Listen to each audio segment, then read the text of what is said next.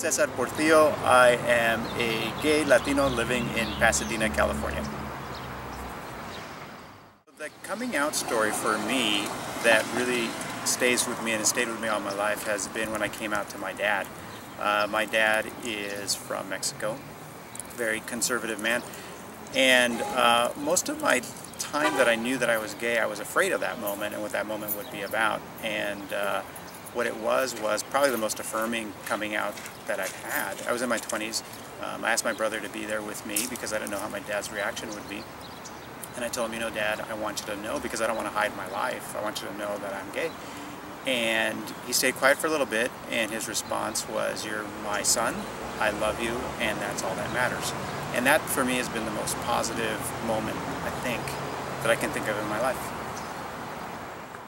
Equality to me means that we can grow up just like any other kid, that we can feel like we can be whoever it is that we want to be, and that we can have a family, and that we can be together, and that we can be happy, and that we never have to hide who we are. We can hold hands in public, and we can approach somebody whom we think we're attracted to and let them know and feel good about it. My relationship is probably the most important thing to me in terms of managing day to day what it is to be with somebody.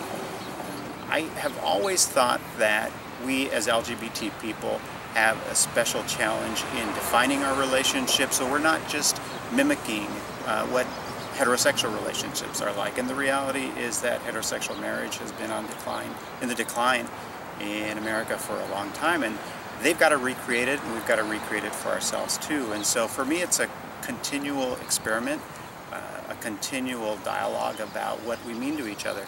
And I think maybe we're blessed a little bit in terms of being gay, that we've got to do that for ourselves. I'm very committed to the things that inspire me. So I remember as a kid reading the newspaper a lot and thinking about things that were unfair and really wanting to be somebody who made a change in life, in how people lived. And so that made me really focus on healthcare, it made me focus on civil rights. And so I think what really drives me, what speaks to me and maybe in some ways makes me unique, is that I've never been afraid to pursue those things. I started off doing HIV work because I was really searching after college for what it was that I wanted to do, and at the time there was so much death in our community. Literally, people were falling left and right, and you'd meet people and find out that they were HIV positive, and it would be a shattering moment because you knew that they were in deep trouble. So that really drew me at the time. Again, I really always wanted to focus on making a difference, and there was no bigger difference that you could make at that time.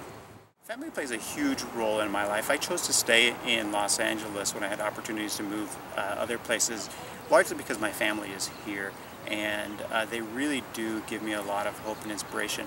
My nieces have really inspired me in terms of the ones who are in college recently, because we all connect through Facebook. One's in Chicago, another one's at UCLA, but they speak out on LGBT rights and LGBT issues, being allies with us.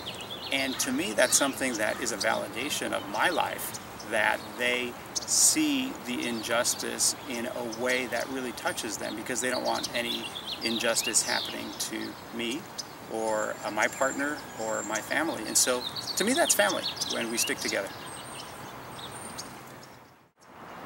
Find people who you trust, get to know them, and make sure that you surround yourself with folks like that. I think that's the most important thing for a young person who is starting to come out. There are many, many more people out there than you imagine who will be your ally, who will be your friend. Don't isolate yourself. Try to not focus on those negative voices who are going to be out there, who are already out there tearing you down. They may be voices that are going to be with you the rest of your life, but you got to balance that out with people who are going to be there for you.